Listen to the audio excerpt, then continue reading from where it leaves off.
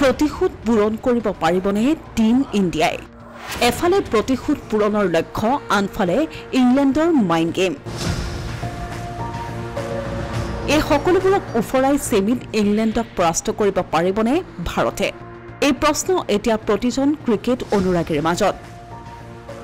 সেইদিনা আছিল 2022 চনৰ 10 নৱেম্বৰ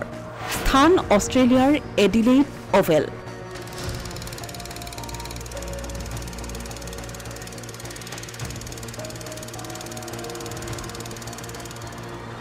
সেই দিনটোৰ দুস্বপ্নই আজিও খেতি ফুৰে অজস্ৰ ক্ৰিকেট অনুৰাগী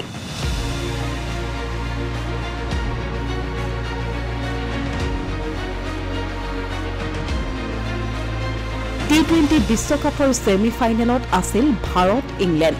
মাত্ৰ 16 অভাৰতে এটাও উইকেট নেহেৰুৱাকৈ ইংলেণ্ডে অতিক্ৰম কৰিছিল ভাৰতৰ লক্ষ্য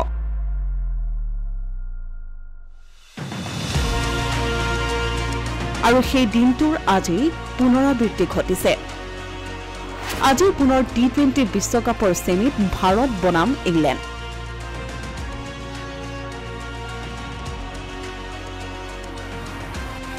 আন্তৰ্জাতিক পৰা আৰম্ভ হ'ব ভাৰত ইংলেণ্ডৰ হাই ভল্টেজ মেচখন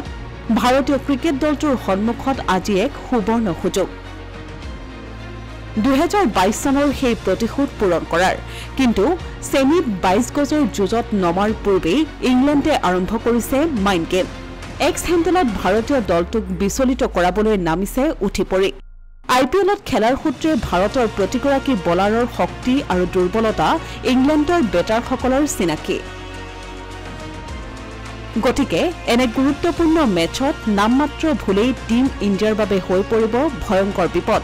যদি পূৰ্বৰ প্ৰতিশোধ ভাৰতীয় দলটোৱে এইবাৰো পূৰণ কৰিব নোৱাৰে তেন্তে ভাৰতীয় দলটোৰ সন্মুখত চৰম বিপৰ্যয় গতিকে এতিয়া মাত্ৰ জয়ৰ বাদে নাই ভাৰতৰ সন্মুখত অন্য বিকল্প অসমীয়া প্ৰতিদিন ডিজিটেল ডেস্ক